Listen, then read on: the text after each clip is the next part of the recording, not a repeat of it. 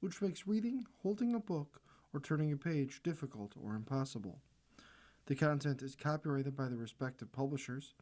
For more information, please visit us on the web at nfradioreading.org.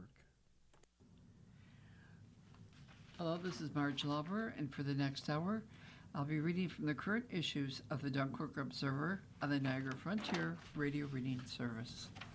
So this first issue we have is from Wednesday, June 17th, and Lilydale, it's a season of spirit. Lilydale Assembly opens its 147th summer starting Friday. So Lilydale, one of the world's oldest and largest centers dedicated to spiritualism, will open its 147th summer season on Friday, welcoming visitors from around the globe through August 30th. Nestled beside Canandaigua Lake in Chautauqua County, Lilydale has been a destination for seekers, scholars, artists, and curious visitors since the late 19th century. Each summer, the historic community comes alive with an extensive schedule of workshops, classes, healing services, demonstrations of mediumship, special events, and opportunities for personal reflection and spiritual exploration. The 2026 season will be featured more than 300 programs and events, offering something for longtime visitors and first-time guests alike. Daily activities include message services at the renowned Inspirational Stump and Forest Temple, healing services, educational presentations, and programs designed to force connection, growth, and community. Lilydale has long been a place where people come seeking hope, inspiration, and a deeper understanding of life's mysteries. For 147 years, our community has welcomed individuals from all walks of life with compassion, curiosity, and the belief that meaningful connections can transform lives. Visitors can also enjoy Lilydale's historic architecture, peaceful walking paths, unique shops, dining options, and lakeside setting. Whether attending a workshop from 11 to noon on the Chautauqua County's whether if you're taking, a workshop or not, there's a community notebook here. There's a tea party meeting on, I think it's already July 4th, and Mayville Parade, and the tea party float. They're going to have a meeting about it. And in other news, the mayor wants the village to buy land near Lakeside Park. So in Mayville, about 3 years ago, Erie Bank acquired a little over an acre of land near Lakeside Park, where some condominiums were to be built. With nothing taking place there, Mayor Rick Sliper said he wants to see the village if they could buy the property. During the recent Mayville Village Board meeting, Spire requested permission from the trustees about contacting the realtor in charge of selling 74 Water Street. The property is currently being advertised on Cushman and Wakefield's website for $695,000. And the description states beautiful waterfront property located on the north basin of Chautauqua Lake. 1.2 acres of developmental land for sale, possibly for additional land nearby to become available. Centrally located between Buffalo, Cleveland, and Pittsburgh, Lakeside Business Zoning District and Lakeside Business Overlay District.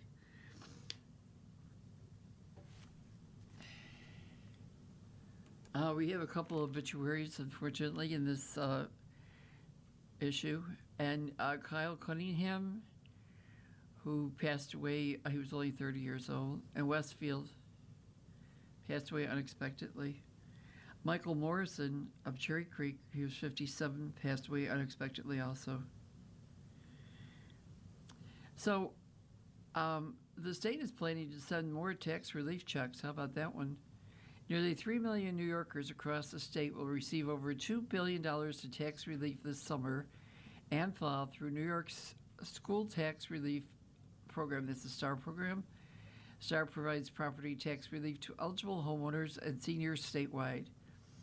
While some STAR recipients will receive their benefit in the form of a tax exemption this year, many other recipients will receive a tax credit and will be sent a check in the mail this summer and fall. The start of summer is also the start of STAR tax relief seasons for millions of New Yorkers. Governor Kathy Hochul said from tax credits and energy rebates to our expandable child tax credit and middle-class tax cuts, we're continuing to put more money back into New Yorkers' pockets. So most homeowners eligible for a STAR credit will receive a check between $350 and $600. Most seniors eligible for an enhanced STAR credit will receive a check between $700 and $1,500. Check deliveries have begun and will continue statewide throughout the summer and fall. STAR recipients can visit newyork.gov/STAR to track their delivery, check delivery, or enroll in direct deposit. Wow. So there's a Brockton man who's facing numerous charges in burglaries of Amish homes. A Brockton man was arraigned Monday on a 35-count indictment handed down by a Chautauqua County grand jury involving burglaries at Amish residences. District Attorney Jason Schmidt announced that 46-year-old Jarrett Sykes has charges that include 11 counts of second-degree burglary, 9 counts of fourth-degree grand larceny, 9 counts of fourth-degree criminal possession of stolen property, 2 counts of third-degree criminal possession of stolen property, 2 counts of third-degree grand larceny, and second-degree attempted burglary after a months-long investigation handled by the Chautauqua County Sheriff's Office of 10 separate burglaries incidences. Beginning in July through September of 25, the Sheriff's Office received multiple reports from individuals at Amish communities in the towns of Chautauqua, Portland, and Sherman that their houses had been broken into and possessions stolen. During the course of the investigation, the Sheriff's Office identified 2 suspects, Sykes and 56-year-old Belinda Hileo of Dunkirk. Investigators with the Criminal Investigation Division identified items stolen included numerous firearms and personal items exceeding $1,000 in value. Investigators were able to recover some of the stolen items. Palo was charged with 2 counts of second-degree attempted burglary. And at the arraignment, County Court Judge David Foley set bail on Sykes in the amount of $100,000 cash or $200,000 property bond. Palo was arraigned and Foley released her without bail. Both are scheduled for a discovery conference later. So there's 8 people who died in a B-52 bomber crash at the U.S. Air Force Base in Southern California. In Los Angeles, a B-52 bomber crashed shortly after takeoff at a U.S. Air Force Base in Southern California's Mojave Desert and burst into flames Monday, killing all 8 people aboard, military officials said. Aerial footage showed virtually nothing left of the aircraft. They went down about 11:20 a.m. during a routine test mission at Edwards Air Force Base, which is north of Los Angeles. Black smoke rose from a large swath of charred desert near the runway on the base, with emergency vehicles nearby. Those on the B-52 included government, contractors, and uniformed military. Aircraft manufacturer Boeing confirmed Monday evening that the 2 of its employees were also on board. After reviewing footage of the crash, it was determined that no one could have survived. Colonel James Hayes, the deputy commander of the 412 Test Wing at Edwards, said at a news conference, "We lost 8 great Americans," Hayes said, adding that officials were working to notify their families. It's not immediately clear what caused the crash, and it could take up to 6 months to complete an investigation. Now we're going to move on to our next issue, which is going to be from June 18th. So they're seeking some town peace here. And Arkwright, the May monthly meeting of the town of Arkwright was so contentious that the town board is changing how it handles public comments moving forward. I've joked in here before that our whole meeting is public comments because we're all friendly and we all get along. Well, that's over, Supervisor Brian McAvoy said at the June monthly meeting. McAvoy said public comments are a privilege that the town board is not obliged to provide. You have a right to be here, a right to observe, but we don't have to give you the time to speak, McAvoy said. We will because it's the right thing to do, but from now on, when we have a large crowd, we're going to do the way other places do. Residents were called upon to speak and asked to keep their comments limited to 3 minutes, as is the case in most municipalities and school board meetings in the region. Citing the desire to find solutions to problems, McAvoy acknowledged he often engages with members of the audience when they voice concerns or ask questions. He did so at times at the recent meeting, but cut the discussion off once it started to get out of hand. The need for restraint stems from the town's proposed local law to change the elected highway superintendent's position inaugurate to an appointed role that the board would choose. It would have given the board the ability to decide on a candidate outside of the town limits, reevaluate the salary and duties of the role, and potentially change from a full-time to part-time supervisory role. The public will not have it. After a lengthy discussion in April, the members of the public opposed to the idea. The board held a public hearing in May on the proposed change. The public outcry was overwhelmingly negative and at times became highly contentious. After roughly an hour of discussion between McAvoy and the public, with both sides of the argument talking over each other while fighting for the chance to speak, McAvoy abandoned the idea. I don't feel like I want to go forward with this, McAvoy said. It's not worth fighting. I didn't come to this job to be criticized, to be told how bad I am at it. It is no fun. We're just not going to do it. To begin his report at the June meeting, McAvoy discussed the recent history of the highway superintendent role. He backtracked a bit from his previous comments and apologized for saying that nobody stepped up to take the job when it was vacant prior to Lisa Waldrow's appointment. Well, and let's go and get out of this politics here. There's a man who was tied to fentanyl. He was sentenced to 15 years for probation violations. A Dunkirk man, nabbed a number of times in the North County for having fentanyl, has been sentenced to 15 years in state prison by Judge Daniel W. Foley following a violation of probation hearing.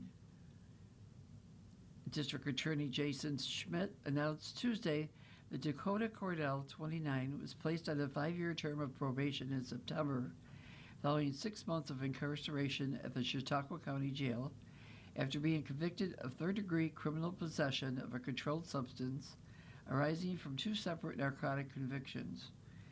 Well, in September 2024, the Chautauqua County Sheriff's Office, Southern Tier Regional Drug Task Force, and the Fredonia Police Department executed a search warrant in the village of Fredonia. And Cordell, along with 2 other individuals, were found to be in possession of a large quantity of fentanyl.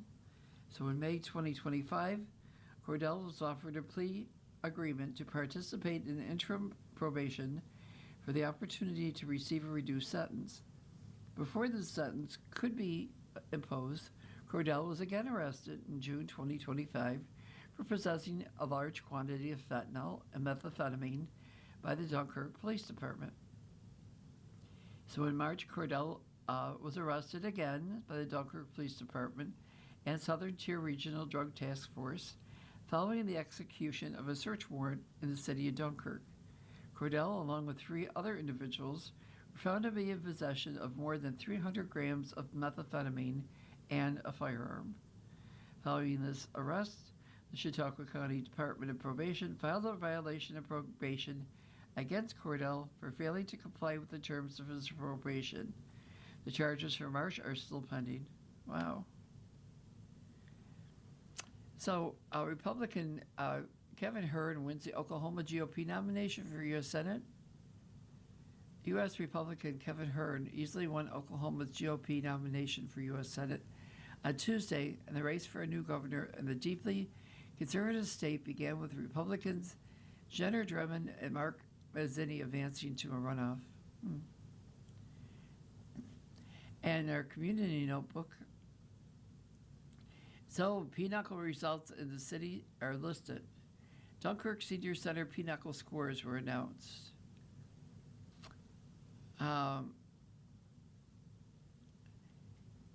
And Friday, June 12th, Barbara Smith, $180. Cindy Morris,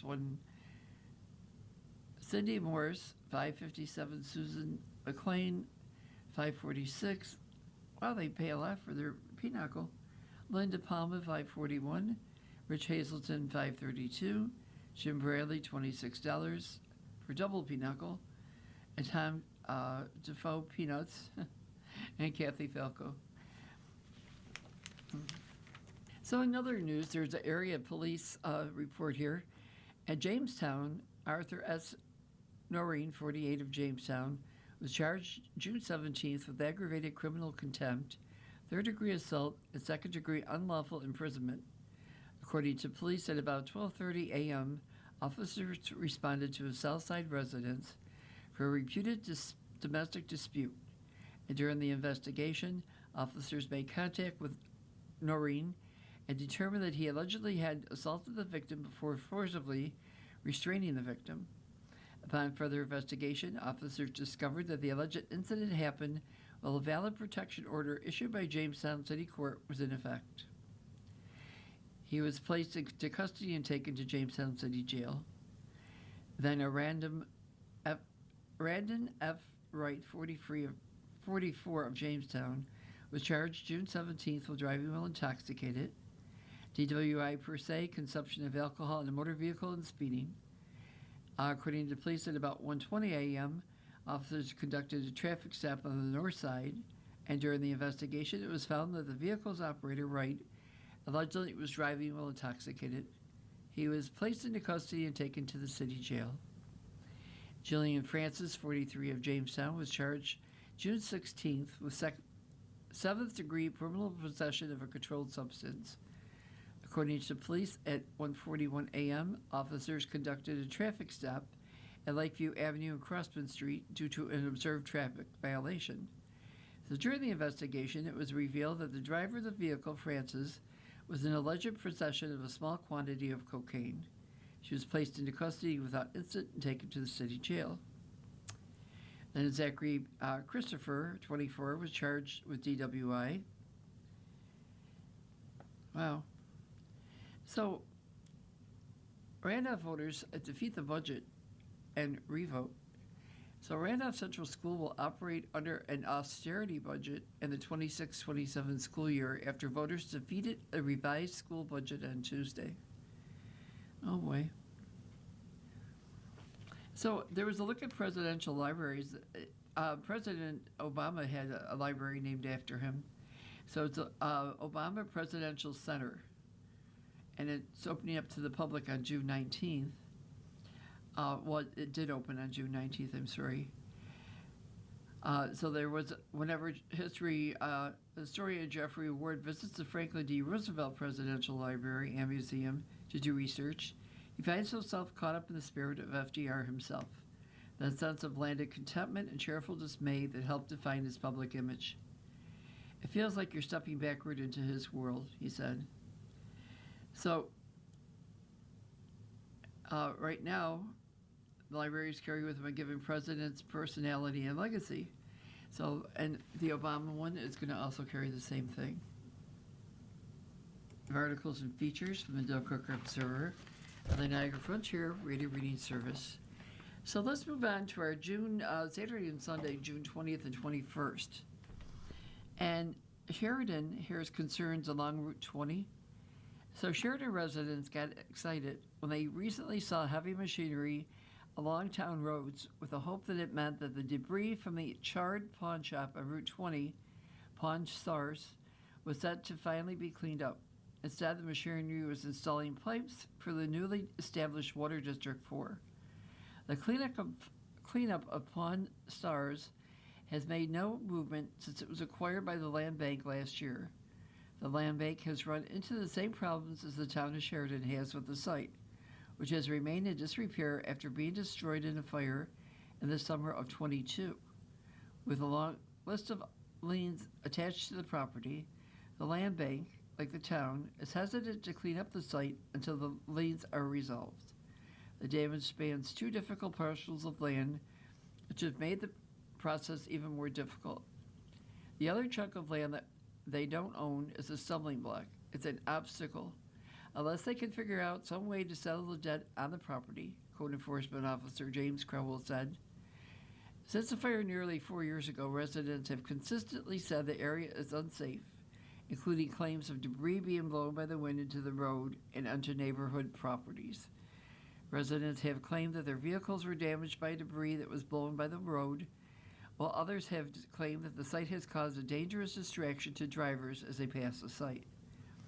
So the land bank has funds set aside to complete the demolition and removal of debris from the site once the legal issues from the site are resolved, which the town board believes still is going to take another year to resolve. It's very complicated. There are reasons that it has taken this long to get it cleaned up, Chautauqua County Land Bank Executive Director Gina Paredes said when asked for an update back in November. In other pressing matters of concern along Route 20, residents have recently been dealing with flooding in their basements. Residents brought their concern of property damage, public safety, and the presence of mold before the town board in May. In the latest meeting, 8 residents were in attendance again to discuss the matter. Residents reiterated their desire to expedite the process of finding a solution. However, with Route 20 as a state road, the matter is not up to the town's highway department. Jeff Feenan, highway superintendent, stated it has been an ongoing issue for 20 years. As the pipes under Route 20 continue to fail every year, the problem gets worse as each pump fails. Wow. So there is a fundraiser, Fueled Our Hope. A fundraiser raises 6 figures for Feldman's fight against cancer. So in Hanover, Bernie Feldman has lived a life dedicated to serving others. Now it's time for his community to pay it back, and the people have answered the call. Feldman was recently diagnosed with stage 4 pancreatic cancer. He's in need of alternative treatments and therapies, which are not covered under insurance. A GoFundMe campaign was launched to help Feldman over the cost of treatment, and the response has been dramatic. More than 700 donations were made in just over a week, with a total of $119,901 collected before the fundraiser was paused. A statement posted on social media said the Feldman family is overwhelmed and humbled by the response from the community since the fundraiser was established.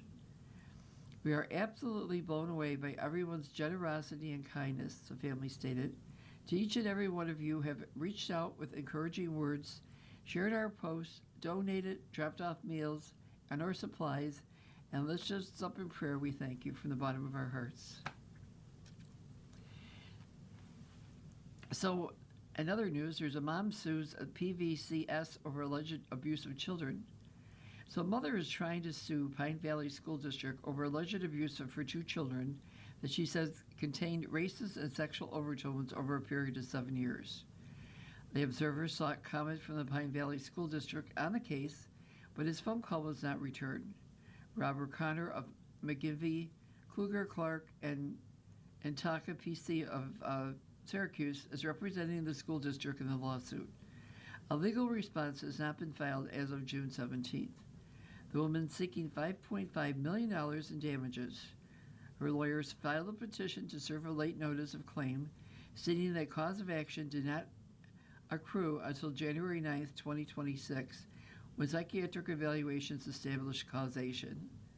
The filing alleges 7 years of documented abuse, discrimination, sexual assault, and retaliation by the school district against 2 minor students, resulting in permanent damage, psychological injury, permanent physical scarring, multiple suicide attempts, and total destruction of educational opportunities.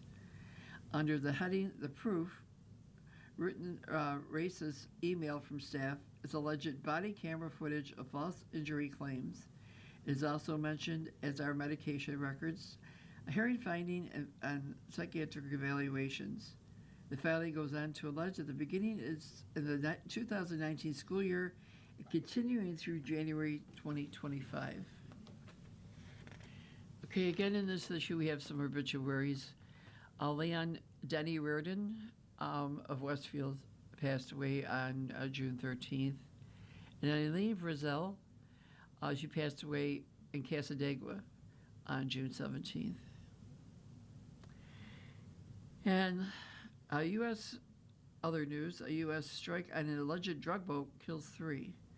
So in Washington, the U.S. military attacked a boat accusing of smuggling drugs in the eastern Pacific Ocean on Thursday, killing 3 people, as the Trump administration wages a months-long campaign against alleged traffickers in Latin America.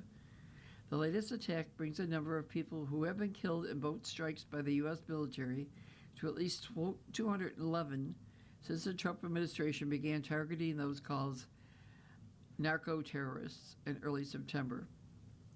As with most of the military statements on strikes in the Eastern Pacific Ocean and Caribbean Sea, U.S. South Command said it targeted the alleged drug traffickers along known smuggling routes.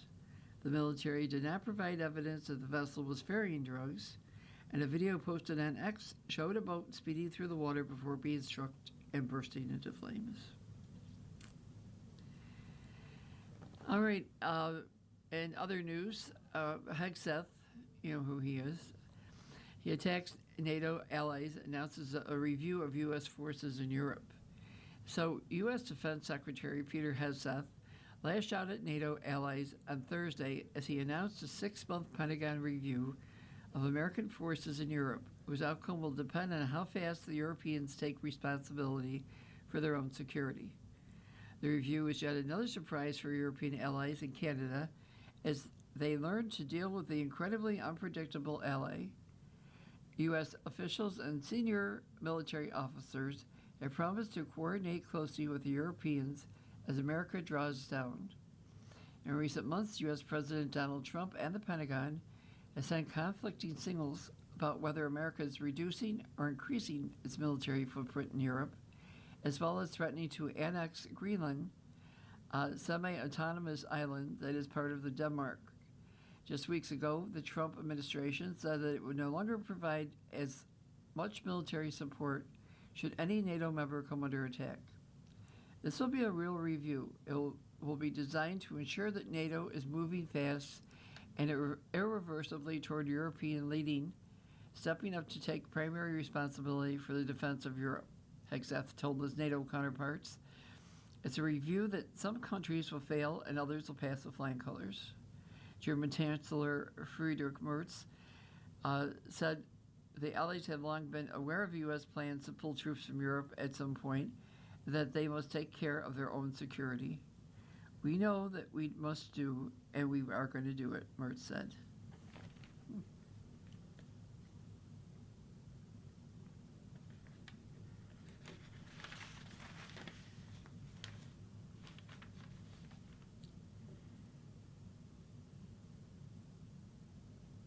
So in other news, Rodowski offers Juneteenth proclamation.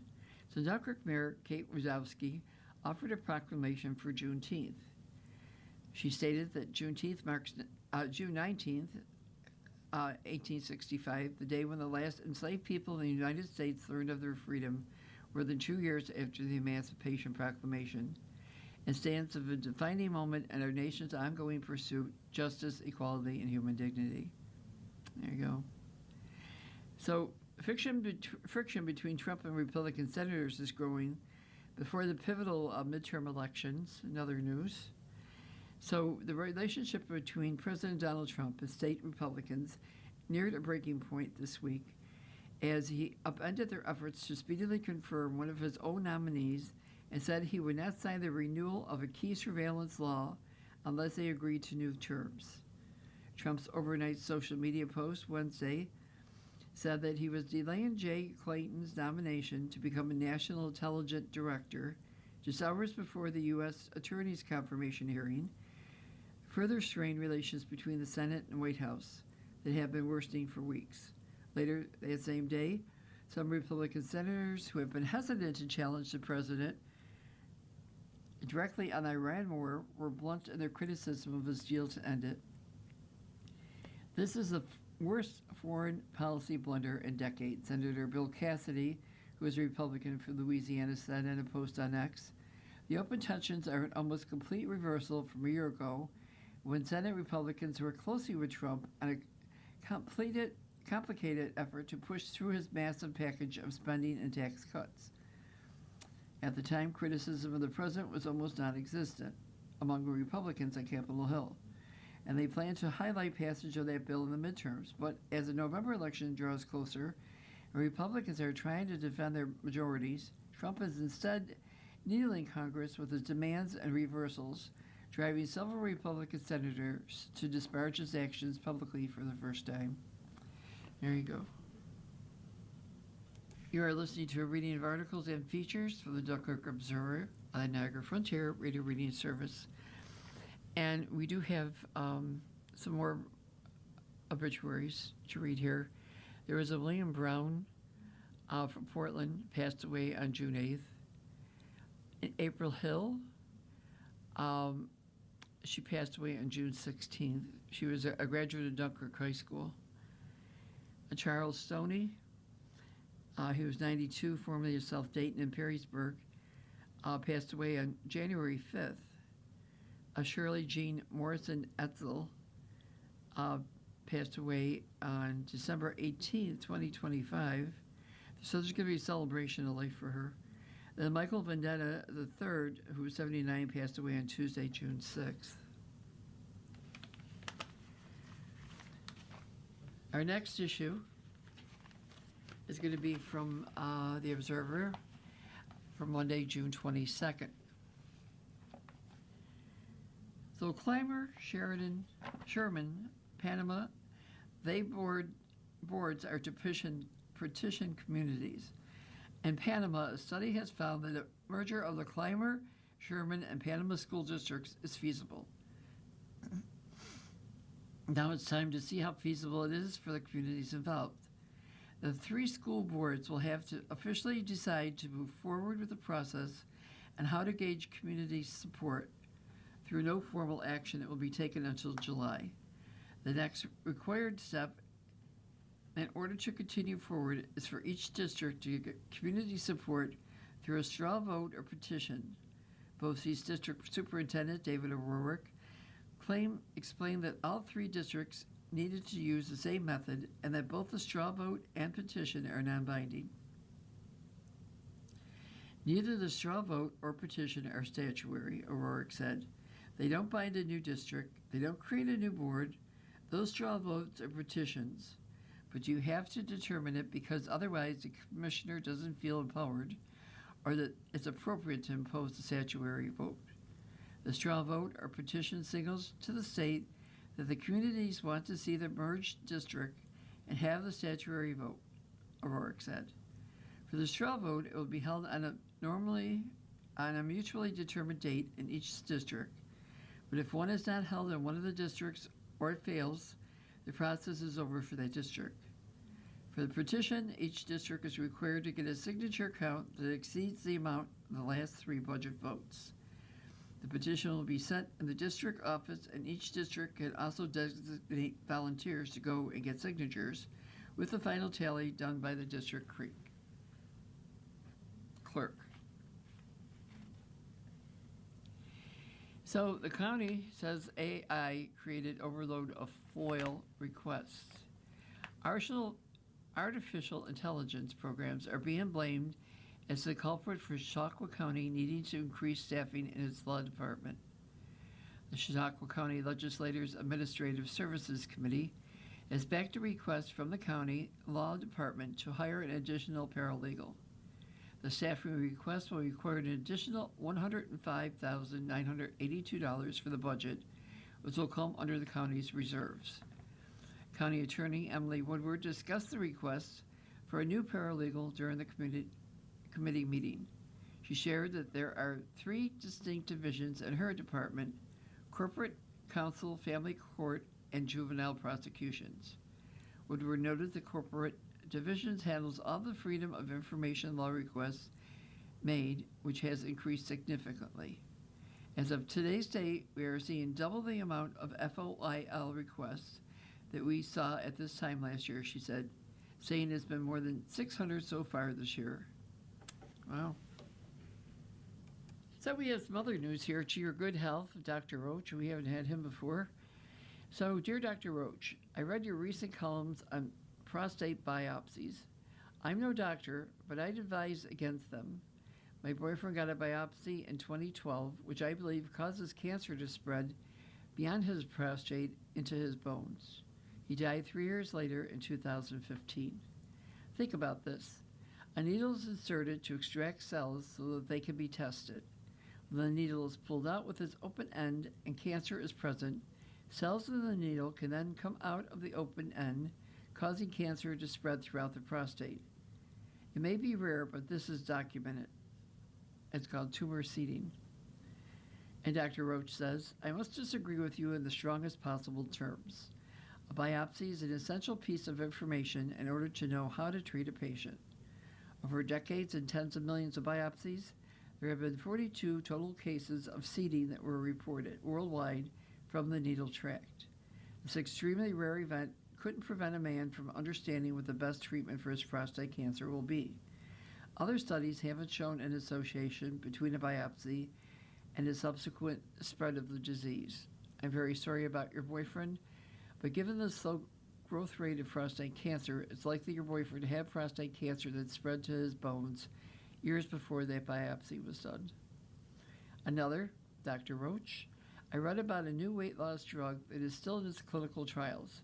It's called retatrutide, and it may have the ability to reduce body weight by as much as 28% over a relatively short period of time. What are some of the dangers of losing weight too quickly? Dr. Roach says, I also read the initial studies on retatrutide, and I am very impressed with the results. The level of weight loss seen is in the range of what is expected with bariatric surgery.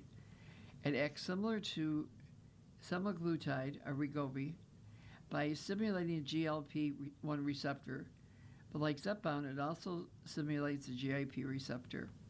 Like either of these two drugs, it also acts on a third receptor, glucagon, and this combined action has shown remarkable results, with nearly 2/3 of study subjects no longer being classified as obese while on the drug.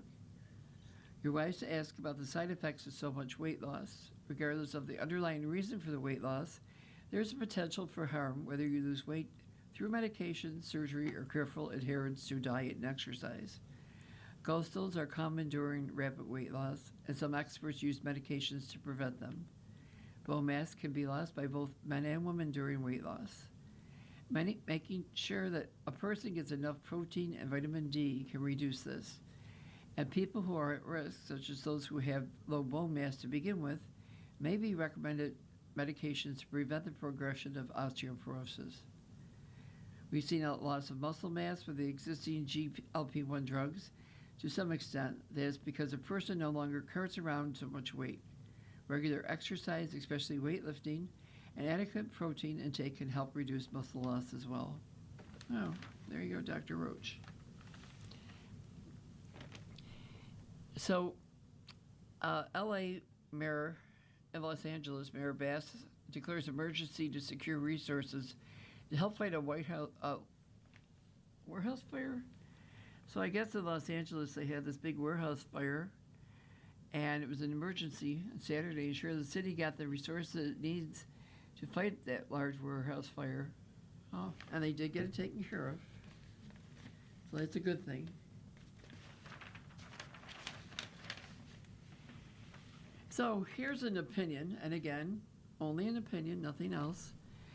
President Trump's lawyer is trying to convince a judge that not only did President Trump, as a tenant, have the power to tear down a large part of the White House, but that President Trump has the power to bulldoze the Statue of Liberty. Can you imagine that?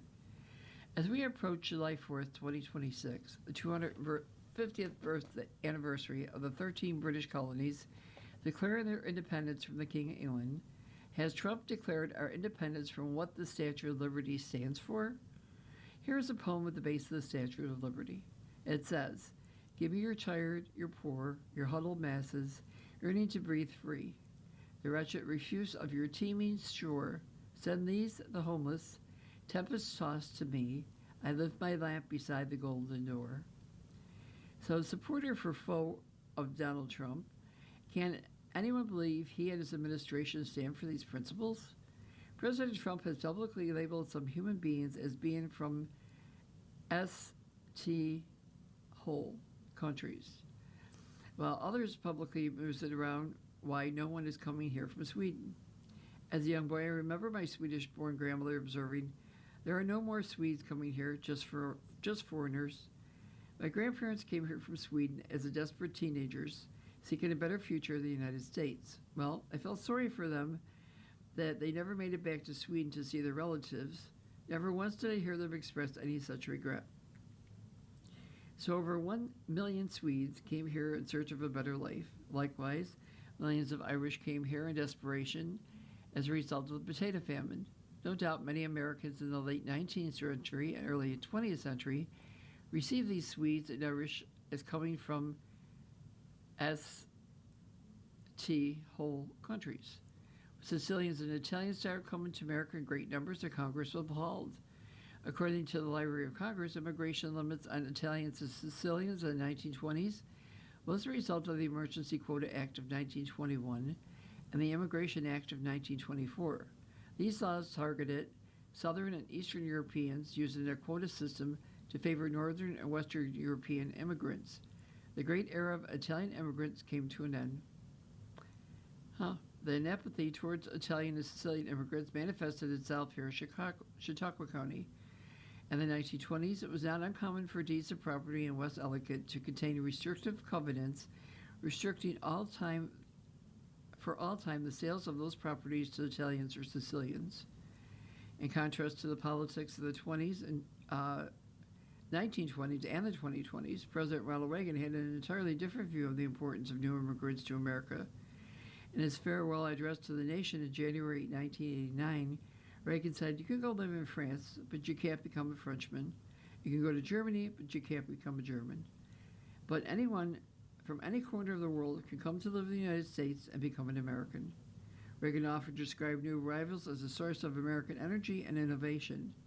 Reagan's position included the importance of legal immigration and underpinning his Immigration Reform and Control Act of 1986. In 2026, how does it help our country to make it hard for PhD from India to be able to work, for example, for Corning Glass in Corning, New York, one of the largest employers of PhDs in America? Forcing that PhD to go to another country, such as England or Canada, instead of the United States to find work makes no sense. President George W. Bush attempted without success to achieve comprehensive immigration reform. He proposed strengthening border security while creating a legal organized channel for foreign workers to fill jobs that Americans were not doing, which would reduce unauthorized border crossings and creating a pathway to help citizenship for undocumented immigrants.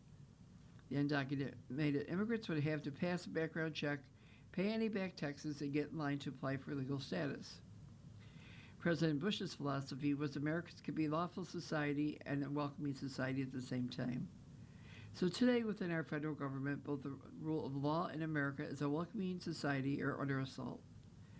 As we near the 250th anniversary of the Declaration of Independence, a declaration aimed at a king, do we accept the president's absolute power to bulldoze the Statue of Liberty, or do we embrace our Constitution with its separation of powers and a system of checks and balances limiting the power of every American president? Again, this is just an opinion by Fred Larson. You're listening to a reading of articles and features from the Dunkirk Observer on the Niagara Frontier Radio Reading Service. So we're going to go to our last issue for today, and this is from Tuesday, June 23rd. And PVCS responds to a lawsuit comment. So Pine Valley Central School, that we read about before, has issued a statement in regard to a recent lawsuit by a parent over alleged abuse of her 2 children that she says contained racist and sexual overtones over a period of 7 years. In a statement released over the weekend, the district offered this comment. It is important to note that the claims set forth in the complaint represent the allegations of one party and have not been established as fact. The district disputes allegations and characterizations that are inconsistent with its policies, practices, and longstanding commitment to serving students and families. Because this matter is the subject of pending litigation, the district is limited to its ability to comment and will not address specific allegations through the media. The district will respond through the judicial process, where the facts and legal issues can be fully and appropriately examined. The district remains steadfast in its commitment to providing a safe, supportive, and inclusive educational environment for all students. Reports of bullying, harassment, discrimination, or misconduct are taken seriously and are addressed in accordance with district policies, established procedures, and applicable law. There you go. And we do have a couple more obituaries in this issue. Donald Thompson, Bemis Point, passed away on June 19th. And I guess it's only one. I'm sorry. So, in July and August, events are planned by the library in Silver Creek. The Anderson Lee Library, located at 43 Main Street, announced programming for the month of July and August. Programs are free and open to the public. There you go. In our community notebook in South Dayton, there's music set. That was for Wednesday. That was last week. Let me see if we got anything new going on here. I guess not. There's nothing. They don't have anything listed for July yet. So, the Supreme Court, and another issue, reinstates murder conviction in case of Ethan Patz, missing New York City boy. So, the Supreme Court on Monday reinstated a murder conviction in the 1979 disappearance of 6-year-old Ethan Patz. The justices, by a 6-3 vote, granted an appeal from New York prosecutors who have urged them to undo a federal appeals court decision that overturned the verdict. The 3 liberal justices dissented. Prosecutors have been preparing to try the man, Pedro Hernandez, for a 3rd time. His first trial ended in a mistrial. The unanimous panel of the U.S. Court of Appeals for the Second Circuit revised Hernandez's murder and kidnapping conviction in the second trial because of how the judge has answered a question from jurors. So the Manhattan District Attorney, Alvin Bragg, has called the basis for overturning the conviction a slaughter read that ultimately ignored a 5-month-long trial with 66 witnesses. Justices agreed in an unsigned opinion that federal courts should not second-guess state courts under a 1996 federal law that was intended to reduce federal court oversight of state criminal trials. Wow. So we do have some area police things. Let's see what's going on in the area. So in Jamestown, there was a Wilfredo Castrillo, 49 of Jamestown, was charged June 20th with second-degree burglary, aggravated criminal contempt, first-degree criminal contempt, and 2 counts of third-degree criminal tampering. According to the police, about 5:30 p.m., officers responded to a reported domestic dispute on the east side. Upon investigation, it was discovered that Castrillo allegedly violated order of protection by entering the victim's residence unlawfully. Additionally, the police said that it was found that Castillo allegedly had tampered with the victim's property, causing substantial inconvenience to the victim. He was placed into custody and taken to Jamestown City Jail.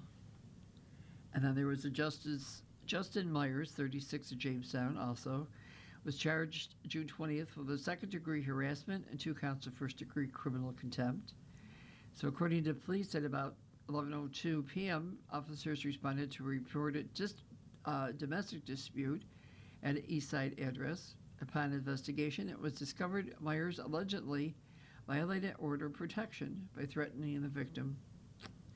He was taken into custody and taken to the jail. And then a Robert Pearson, 52, also of Jamestown, was charged June 21st with second-degree menacing, third-degree criminal mischief, third-degree criminal tampering, and resisting arrest. According to police, at about 5:26 p.m., officers responded to a report of a disorderly person inside UPMC. Upon arrival, Officers were met with Pearson, who police said was combative. Through investigation, it was found that Pearson allegedly had damaged hospital property, threatened staff members, and caused them subsequent inconvenience. So after a brief struggle, Pearson was placed into custody and taken to the city jail. And then Cynthia Babbitt, 60, was charged June 21st with 2 counts of fourth-degree criminal mischief and resisting arrest. So according to police at about 12:15 a.m., officers responded to a West Side address for an in-progress domestic dispute. After investigation, officers determined that Babbitt had engaged in a verbal dispute with the victim. The victim's, police said, attempted to call police for help as Babbitt allegedly grabbed the victim's cell phone and threw it, damaging the screen protector. When officers, police said, advised her that she was under arrest, she allegedly attempted to pull away from the officers. She was placed into custody and taken to the city jail. There was a Taylor Knight, also of Jamestown, 35, charged June 22nd. Oh, these are all from Jamestown Police Department, but with DWI. Kimberly Mazzone, 43, of Jamestown, charged June 21st with driving with the ability impaired by drugs. And 7th degree criminal possession of a controlled substance. So this one, according to police, at about 3:39 a.m., officers observed a vehicle running with the driver slumped over the steering wheel. Oh dear. She must have fallen asleep. So upon investigations, police said it was determined that the driver, Mazzone, allegedly was operating the vehicle under the influence of drugs. A subsequent search of the vehicle revealed an alleged small quantity of methamphetamine, so she was placed into custody without incident and taken to city jail. And then from the Lake Bustye Police Department, a James Blankenship, 38, of Lakewood, was charged June 16th with resisting arrest, second-degree obstructing governmental administration, second-degree burglary, and petty larceny. So at 4:41 p.m., an officer was on patrol on East Fairmont Avenue, and the officer observed a person that he knew had an outstanding warrant out, and they had to use a taser on him because he was disorderly. And of course, they took him to jail. And the town of Ellicott Police Department, Melissa Sweeney, 53, of Celuron, was charged June 4th with driving while ability impaired by drugs and numerous other traffic violations. According to police, about 9:18 a.m., officers conducted a vehicle and traffic stop after observing numerous traffic violations where it's alleged Sweeney was operating a vehicle under the influence of drugs. So she was issued traffic tickets and transported to the county jail. Brandon Taylor, 44, of Faulkner, was charged with DWI. Chautauqua County Sheriff's Department, Joshua Hopkins, 42, of Buffalo, was charged June 17th with second-degree aggravated unlicensed operation and second-degree criminal impersonation. And Tiffany Atkinson, 38, of Buffalo, was charged with second-degree criminal impersonation. According to officials, at about 4:44 a.m., deputies conducted a traffic stop in the vehicle in Jamestown. Through investigation, it was found both the driver and a passenger allegedly gave names belonging to other individuals. Deputies were able to identify the driver as Hopkins and the passenger to be Atkinson. They were later released with appearance tickets and will be in Jamestown City Court. And Brian G. Lorenzo Jr., 28, of Dunkirk, was charged June 20th with DWI. Nicholas Dean, 45, of Lakewood, was charged with aggravated DWI with a child in the vehicle. William Lyman, 22, of Chesterfield, Ohio, was charged June 21st with DWI. Trenton Kendall, 19, of Clearville, was also charged with DWI. Well, these people know they're not supposed to drink and drive. So in Gowanda, there was a man facing lewdness charges after a fight. So a Gowanda man's facing public lewdness charges after a reported fight on Saturday in the village. Well, on Saturday, troopers out of the State Police of Collins charged Benjamin M. Cole, 32, with first-degree public lewdness and 2 counts of endangering the welfare of a child. At 8:36 p.m., troopers responded to the incident on South Water Street. An investigation determined that 2 young teens were walking on the sidewalk on Buffalo Street when an older male walked toward the direction with his genitals sticking out of the front of his pants. The teens advised the adults, and this started a confrontation. Troopers located the male suspect, and Cole, who was placed under arrest, was issued a ticket for the town of Collins Court for July 9th. Then there was a Collins man who was 23. He died in a motorcycle crash. An Erie County Sheriff's Department is investigating a fatal motorcycle crash in the town, Sheriff John Garcia said Sunday. At 5:01 p.m. Saturday, dispatchers received a 911 call from the area of 4320 Guandazor Road. The caller stated there was a great deal of motorcycle debris in the road. Patrol was immediately dispatched to the scene, and upon patrol's arrival, witnesses on scene directed him to an area off the shoulder of the roadway where both the operator and his motorcycle were subsequently found. 23-year-old Collins man was pronounced dead at the scene. His identity will not be released at this time. The investigation is ongoing. So we got some news from Forestville. They're looking to bloom in red, white, and blue with the upcoming celebration of USA's 250th anniversary on July 4th. Image Forestville and the Fredonia Garden Club decided to honor the occasion by having Forestville bloom in the colors of red, white, and blue. They are promoting and dedicating their 8th annual Bloom event to our country's historical occasions and requesting residents and new this year businesses to display our national colors. The 8th annual community project called Bloom is sponsored by an anonymous donor through North Chautauqua County Community Foundation.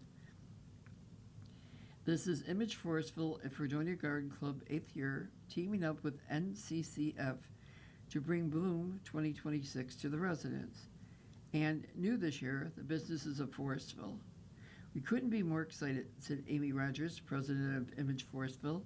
We have a very knowledgeable team of 10 evaluators who will be looking for home and business gardens with flowers, yards mowed, and trimmed shrubbery, decorations, uniqueness, and this year, 250th red, white, and blue theme.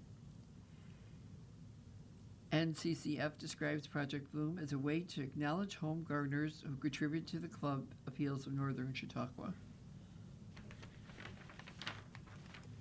So just briefly, showing great skills in Silver Creek, they're highlighting the biliteracy civics program. The Board of Education meeting in Silver Creek was a celebration of some of the district's most impressive students. The district celebrated its valedictorian Nathan Cross and his salutatorian Samuel Bowers. Both students were singled out and congratulated by the Board of Education. Fittingly, Cross and Bowers were also recognized later in the meeting as the district highlighted two of its most unique courses, the Seal of Literacy and the Seal of Civic Readiness programs. So congratulations to those young people. And you have been listening to a reading of articles and features from the current issues of the Dunkirk Observer. We read from the Dunkirk Observer every Saturday at noon. Your reader has been Marge Lover. I thank you for listening, and I hope you all have a great day. Coming up next in the Niagara Frontier Radio Reading Service, we have a reading of our Northtown Bee papers, which includes Amherst, Clarence, Cheektowaga, Depew, and Lancaster. At 2 o'clock, we have our Southtown papers, which is the Orchard Park Bee, East Aurora Bee, West Seneca Bee, and Hamburg Sun. Following that, at 3 o'clock is the Ampole Eagle. Stay with us.